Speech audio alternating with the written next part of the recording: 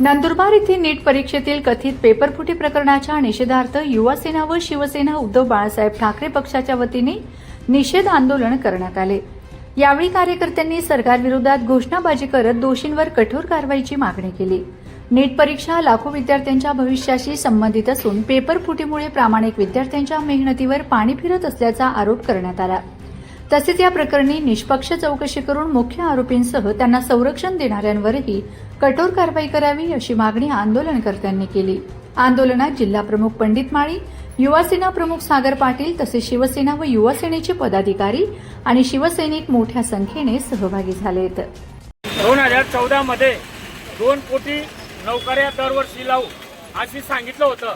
सरकारमध्ये येण्याच्या पहिले मोदी सरकारने सांगितलं, पण उलट 2 कोटी कुठं, पण लोकांना काम धंदा नाहीये, नोकऱ्या नाहीये।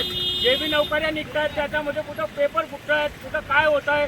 तर या सरकारचं काय करायचं काही समजतच नाही। विद्यार्थ्यांना आज शिक्षण करायला किती पैसे लागतात, पण बिलकुल या सरकारचं बिलकुल शिक्षण मंत्रीवर आणि यांच्यावर कुठलाही विषयाचा ताबा नाही। त्याच्यामुळे आज जे विद्यार्थी आहेत त्यांना नेट पेपर जो फुटलेला आहे त्याच्यामुळे, आणि याच्यात जे पेपर फोडणारे ते भाजपचेच लोक आहेत, दुसरे कुठलेच नाही आहेत। या भाजपाने आता जे पदाधिकारी नेमलेत त्यांच्यावर कारवाई करण्यात यावी, आणि जे दिल्लीचे शिक्षण मंत्री आहेत यांनी राजीनामा द्यावा, ते या मोदी सरकारने राजीनामा द्यावा, तेव्हाच भारताच्या तरुणांना न्याय भेटेल। त्याच न्याय नाही भेटणार तर याच्यापेक्षा तीव्र आंदोलन महाराष्ट्रात छेडलं जाईल, नंदुरबारमध्ये बी छेडलं जाईल, आणि कुठलाही भाजपचा आमदार खासदार आला तर त्याला आम्ही इथं फिरू देणार नाही।